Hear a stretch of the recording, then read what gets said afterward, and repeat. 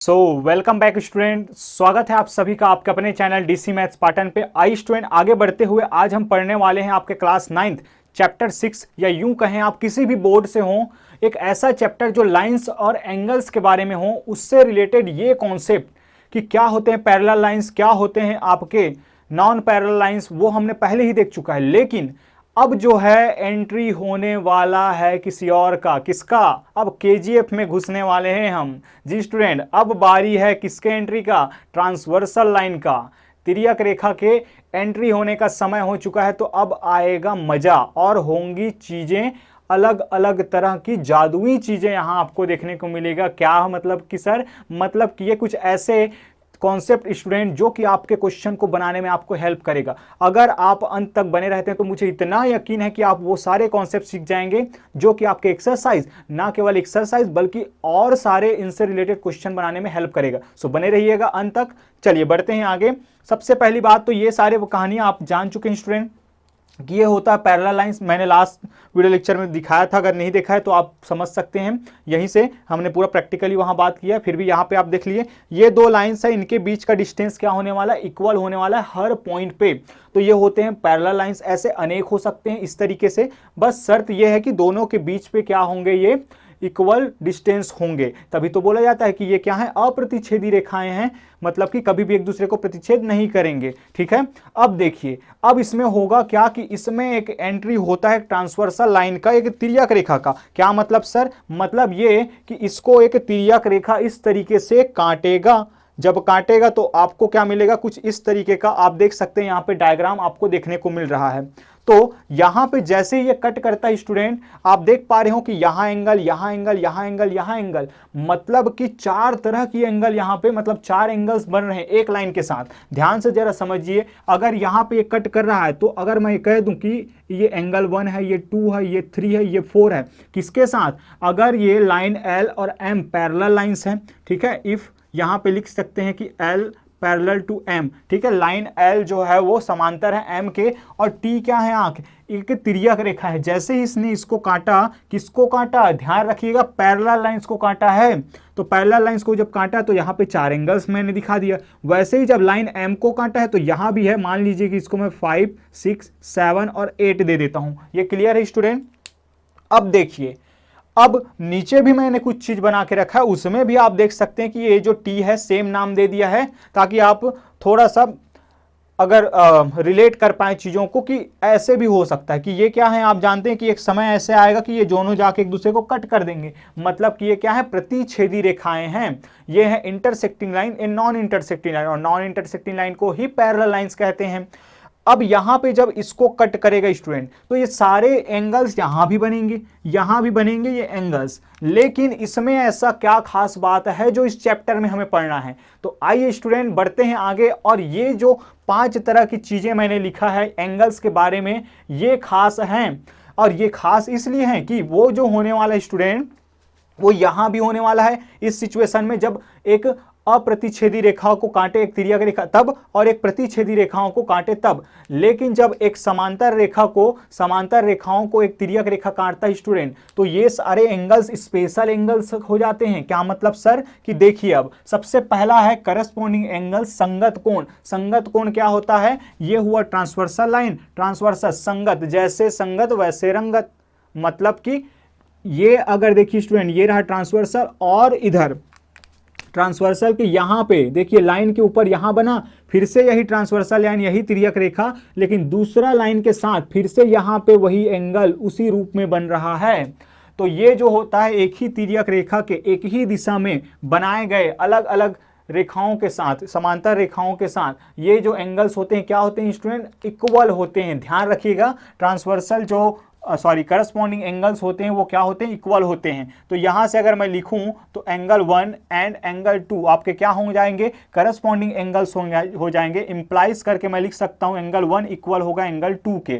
ठीक है स्टूडेंट, हर किसी के लिए मैं ऐसे नहीं बताऊंगा, अब डायरेक्ट आप इसी से समझ जाएंगे कि एंगल 1 इक्वल होगा एंगल 2 के। आप बता सकते हैं एंगल 2, अब देखिए एंगल 2 यहां पे बन रहा है, ऐसे इसी से एंगल 6 इसके इक्वल होगा, क्योंकि ये लाइन के ऊपर ये भी और ये लाइन के ऊपर ये भी, ये रहा ट्रांसवर्सल लाइन के इधर ये भी, ये ट्रांसवर्सल लाइन के इधर ये भी, दोनों एक ही जगह पे हैं। तो इस तरीके से हम लिख सकते हैं कि सॉरी यहाँ पे कुछ गड़बड़ हो गया है, एंगल 1 ये एंगल 1 और एंगल 5 होगा, एंगल 1 और एंगल 5, और एंगल 2 इक्वल होगा एंगल 6 के। इसी तरह एंगल 3 तो बाहर की ओर ये एंगल 7, एंगल 3 इक्वल होगा एंगल 7 के। एंड आखिरी जो बच गया वो कौन बच गया, एंगल 4 हो जाएगा इक्वल एंगल 8 के। आई होप आप लोगों को चीजें समझ आई होंगी। और करस्पॉन्डिंग एंगल संगत कोण आपस में बराबर होते हैं कब, जब दो पैरेलल लाइंस को, दो समांतर रेखाओं को एक तिर्यक रेखा काटे। 3 भी हो सकता है, कोई दिक्कत नहीं है स्टूडेंट। इसकी कहानी आगे बताऊंगा, एक थ्योरम जिसके बिना आप एक्सरसाइज नहीं कर पाएंगे, एक इतना इंपॉर्टेंट थ्योरम स्टूडेंट, उसको जरूर आपको समझना है। और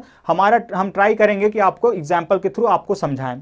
चलिए, मैं कह रहा था कि यहाँ करस्पॉन्डिंग एंगल्स इक्वल होते हैं, ठीक है। यहां भी करस्पॉन्डिंग एंगल्स बनेंगे, किसमें, इंटरसेक्टिंग लाइन में, प्रतिच्छेदी रेखाओं में। लेकिन ध्यान देने वाली बात यह होगा स्टूडेंट कि यहां जो है इनके करस्पॉन्डिंग एंगल्स इक्वल नहीं होंगे। आप देख ही सकते हैं कि ये रहा तिर्यक रेखा, यहां ये जो एंगल है वो जो होगा, क्या इसके लिए भी होगा, बिल्कुल नहीं होगा, इक्वल नहीं होता स्टूडेंट। तो दोनों में यही फर्क है, जब दो पैरेलल लाइंस को एक तीसरी रेखा काटे तो उनपे जो बनने वाले करस्पॉन्डिंग एंगल संगत कोण होते हैं, बराबर होते हैं, लेकिन जो अप्रतिच्छेदी रेखाओं को जब ये काटे तो बराबर नहीं होते हैं। यही फर्क है, इसलिए इसको मैंने आपके सामने बनाया है। चलिए आगे बढ़ते हैं। ऑल्टरनेट इंटीरियर एंगल सब स्टूडेंट्स का बहुत ही ज्यादा फेवरेट और बहुत ही ज्यादा इंपॉर्टेंट स्टूडेंट। क्या होता है ऑल्टरनेट इंटीरियर? ऑल्टरनेट का मतलब तो आप जानते हैं, एक के बाद एक, ठीक है। अब इंटीरियर देखिए, 2 सेक्शन में मैं इसको डिवाइड करके आपको मैं एक्सप्लेन करना चाहूंगा। और यहां पे बता दूं स्टूडेंट, बहुत ज्यादा कई स्टूडेंट को बहुत ज्यादा दिक्कतें होती हैं, इसलिए मैं यहां पे आपको निचोड़ मैं आपको देने वाला हूं। आपको ज्यादा मेहनत करने की जरूरत नहीं पड़ेगी, बस आप इतना अगर कर लेते हैं तो आपका एक्सरसाइज बन जाएगा। क्योंकि हमने जो चीजें फेस की है, हम नहीं चाहते कि आप भी फेस करें। आप क्या करें, आपको जो चाहिए वो हम आपको प्रोवाइड करने वाले हैं स्टूडेंट। चलिए, तो ऑल्टरनेट एक बात हो गया। इंटीरियर, तो सबसे पहले चलिए इंटीरियर कौन, इंटीरियर मतलब कि दो लाइंस के अंदर की बात, इंटीरियर की बात होगी। तो ये रहा 2 लाइन, इनकी बात होगी। तो इंटीरियर में कौन कौन से एंगल बने, एंगल 4, एंगल 3, एंगल 6 और 5। अब आते हैं इस वर्ड अल्टरनेट पे। तो अगर मैं देखूं, ये रहा, अगर कोई भी एंगल उठा लीजिए आप, कोई दिक्कत नहीं है। देखिए 4, तो 4 से अगर मैं एक चक्कर लगाना चाहूं तो ऑल्टरनेट मतलब एक के बाद एक, तो 4 के बाद जो होगा 6 आएगा, 3 को छोड़ेंगे तो ऑल्टरनेट है, ठीक। फिर 5 को छोड़ेंगे, फिर 4 पे आ जाएंगे। इसका मतलब 4 का जो ऑल्टरनेट एंगल होगा वो किसके बराबर हो जाएगा स्टूडेंट, ये हो जाएगा एंगल 4 एंगल 6 के इक्वल। जी हाँ, ऑल्टरनेट एंगल्स भी इक्वल होते हैं और बच्चे तो इन्हें बड़े ही आसानी से जानते हैं। और कैसे हम याद रखते हैं स्टूडेंट, ये रहा जेड, देखिए ये मैं जेड आपको दिखाना चाहता हूं। यहां से अगर हम देखें तो ये रहा जेड, ये रहा जेड, यहां पे है एंगल 4 और यहां पे है एंगल 6। तो ये बड़ा ही आसानी से हम इससे समझ सकते हैं। तो यहां से एंगल 4 इक्वल होगा एंगल 6 के, वैसे ही एंगल 3 इक्वल होगा एंगल 5 के। तो ऑल्टरनेट एंगल्स भी इक्वल होते हैं स्टूडेंट। चूंकि ये इंटीरियर है तो इंटीरियर हमने बात किया, तो यहां पे पहला चीज हमने देखा कि एंगल 4 इक्वल होगा एंगल 6 के एंड एंगल 3 इक्वल होगा एंगल 5 के। याद रखिएगा, कैसे अप्लाई करना है सब कुछ सीखेंगे स्टूडेंट, ध्यान से बने रहिए। अब एक्सटीरियर, तो देखिए बाहर की ओर कौन कौन से हैं, 1 और 2, 7 और 8। तो 1 को 2 को छोड़े 7 पे पहुंचेंगे तो 1 और 7 क्या होगा, अल्टरनेट एक्सटीरियर एंगल, बाह्य एकांतर कोण आपका हो जाएगा स्टूडेंट। तो एंगल 1 इक्वल टू एंगल 7 और क्या हो जाएगा यहां से एंगल 2 इक्वल टू एंगल 8 हो जाएगा। अब अति महत्वपूर्ण मोस्ट आईएमपी, ये जो है एंगल्स उनको जानना जरूरी स्टूडेंट, कब आपके सामने आ जाए और कब बहुत ज्यादा यूज होता है इसका भी, क्या है, को इंटीरियर एंगल्स। और यहां पे हमने सबको इक्वल दिखाया, बट ये कुछ अलग है स्टूडेंट, इस पे आपको विशेष ध्यान देना है। तो आइए, को इंटीरियर एंगल सह अंतः कोण क्या होता है उसको देखिए। सह मतलब कि सहपाठी मान लिए, फ्रेंड मान लीजिए, मतलब कि देखिए अंतः की बात हो रही है तो अंदर चलते हैं। सबसे पहले अंदर कितने प्रकार के एंगल्स दिख रहे हैं, कितने एंगल्स, 4, 3, 5, 6 दिखाई दे रहा है, अंदर की ओर है। अब देखिए इसमें जो होगा एक ही तरफ बनने वाले स्टूडेंट, एक ही साइड पे, किसके एक ही साइड, एक ही साइड मतलब कि ट्रांसवर्सल के एक ही साइड। तो ये रहा ट्रांसवर्सल और इसके एक ही साइड, जरा देखिए ये रहा एंगल 3 और ये रहा एंगल 6। जी स्टूडेंट, ये एंगल 6 और एंगल 3 और ये 6, ये दोनों कहलाते हैं क्या, सह अंतः कोण अंदर है तो, और एंगल 4 और 5 आपस में सह अंतः कोण कहलाएंगे। क्या स्पेशल इसमें है उसको हमें समझना है, क्या इसमें विशेष गुण। तो देखिए पहली बात तो ये मैं लिख लेता हूं, एंगल 4 एंड एंगल 5 आपके क्या है, सह अंतः कोण है।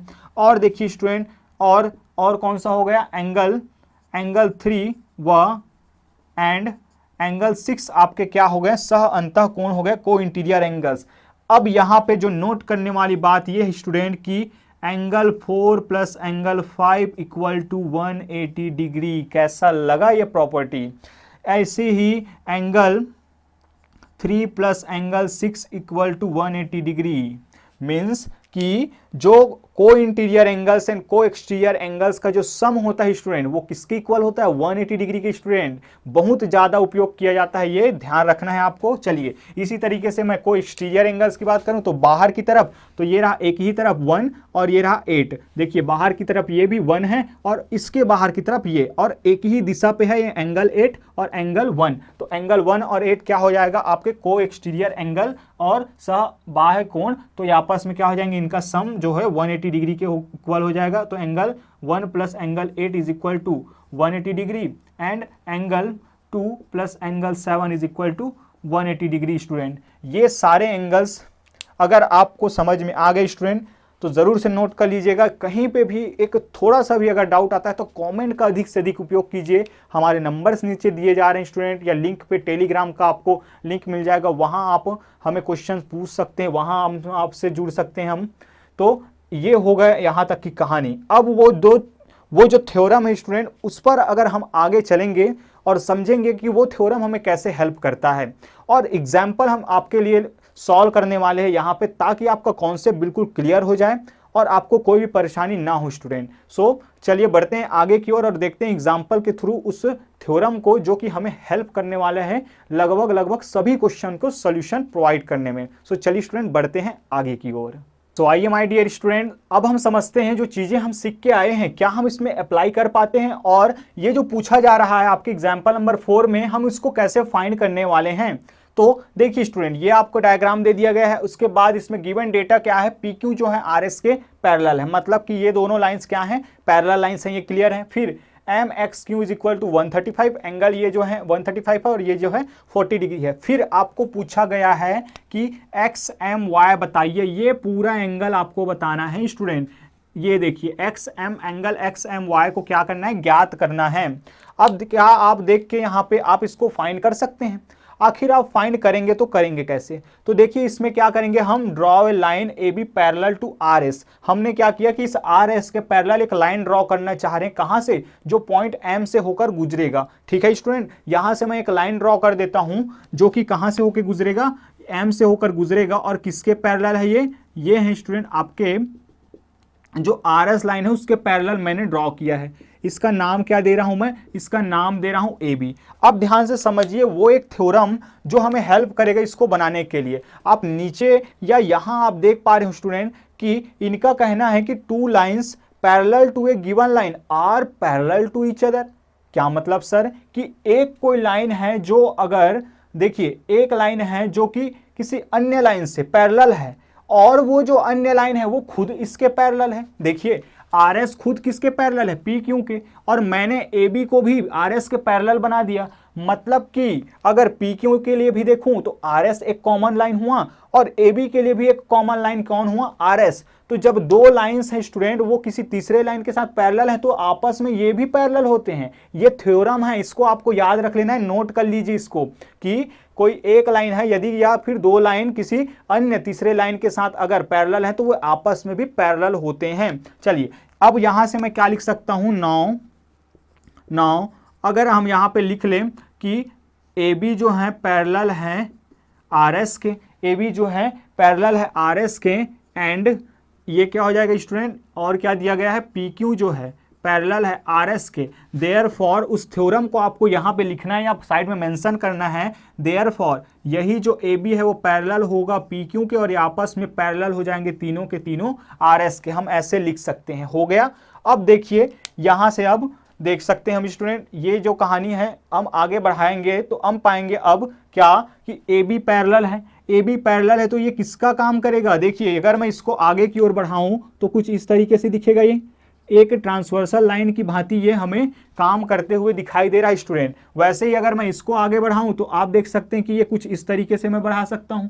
तो बस ये हो गया, अब आपकी कहानी शुरू। अब आपको बस ध्यान में रखना है कि आपको ये पूरा एंगल चाहिए। अब ये जो पूरा एंगल है वो दो भागों में बटा स्टूडेंट। पहला भाग अगर हम देखें तो ये वाला है और दूसरा भाग है ये वाला, मतलब कि ये दोनों लाइंस हेल्प करने वाला है और ये दोनों लाइंस हेल्प करने वाला है। आइए बढ़ते हैं आगे। अब करेंगे कैसे कि सिंस ध्यान से देखिए, P Q is parallel to A B, P Q is parallel to A B and ये देखिए एक्स एम क्या है, आपका एक ट्रांसवर्सल लाइन है and X M is a transversal line की पी क्यू समांतर है ए बी की और एक्स एम एक तिर्यक रेखा है, इसलिए यहां से हम देख सकते हैं, अभी अभी हम पढ़ के आ रहे हैं, आपको जरूरत है इसकी, और हम जानते हैं कि ये वाला और ये वाला एंगल आपस में अगर जुड़ जाए तो 180 डिग्री होता है। कौन कि को इंटीरियर एंगल्स। जी हाँ स्टूडेंट, सह अंतः कोण की हेल्प से हम यहां से लिख सकते हैं कि ये हो जाएगा एंगल, अगर हम देखें तो M X, angle M X Q plus angle ये हो जाएगा X M B is equal to 180 degree. यहां पे आप रीजन दे देंगे सिंस को इंटीरियर एंगल, सह अंतः कोण। ठीक है स्टूडेंट, अब आप जानते हैं इसका वैल्यू 135 है, तो यहां से अगर मैं 135 डिग्री लिखूं तो इसका वैल्यू निकल जाएगा X M B is equal to 180 degree. तो यहां से अगर मैं इधर ट्रांसफर करता हूं तो angle X M B is equal to 180 degree minus 135 degree.